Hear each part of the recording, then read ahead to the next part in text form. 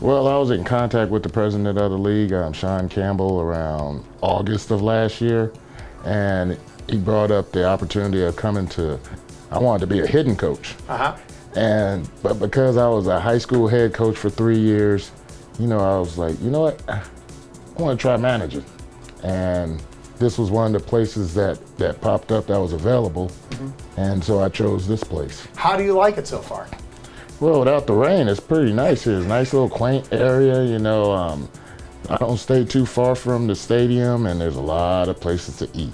Tell me about the prep. What's harder for you, the prep work or the game part, or getting to know the guys, or what have been some of the hurdles so far?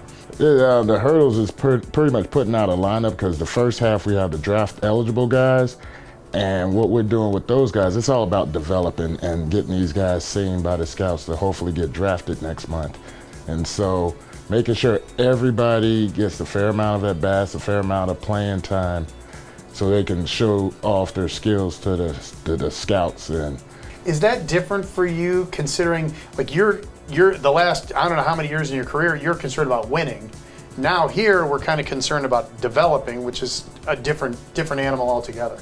Well, it's not difficult for me because my background includes being on the amateur side with MLB, doing the Breakthrough Series, Hank Aaron Invitational, and that's all about developing players, We'll go out there and play, and of course the name of the game is to win, but when you're developing players, they're gonna mess up. We're not gonna take them out of the game because you let a ball go through your legs or you struck out with the bases loaded.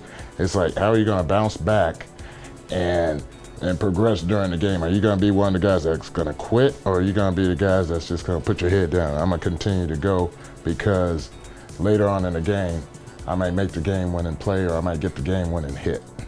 Do these guys get that yet? I think they do, because that was one of the things that my entire coaching staff has stressed to these guys. Is like, you're not playing for your college coach anymore. You don't have to do this, this, and this.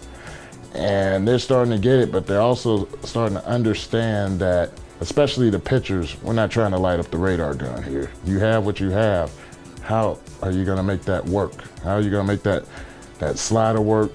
Your 96-mile-per-hour fastball, you hitting your spots. And then when you get runners on, how are you keeping them at bay? Had they ever heard of you before? Well, most of them have. They got Google, and then they can go on YouTube and see some highlights and stuff. And upon talking to them, we're giving them the reality of professional baseball. They don't know what professional baseball is. High school players play 2, 3 games a week. College, they play 4. And this is every single day. And they have to show up every single day to the ballpark. There's there's a rain out, you don't have to show up. Or, oh, I'm sick, coach. I'm not going to make it. That's what I dealt with high school. And it's like, hold on, you got to show up, and then I can tell you to go home.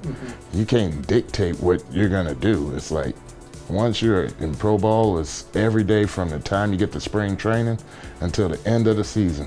Have you told them about some of the things you went through, some of the ups and downs? Some.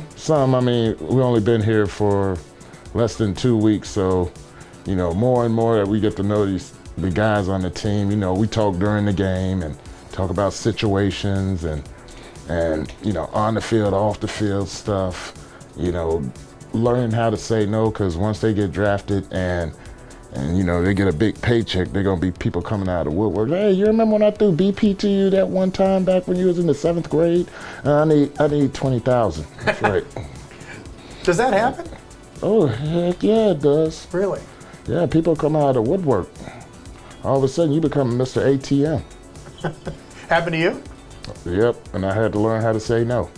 What would you tell people that live around here, that come to the games? Why should they come out and watch this team? They don't know anybody on the team, but what would they see when they come out? You're going to see some excitement. That's what you're going to see. You're going to see some guys that get on base, they steal bases. We got dudes that can hit for power. We have pitchers with power arms that are working around the strike zone. And they're good-looking guys. Well, there you go. See, you've hit all the demographics there on that one question.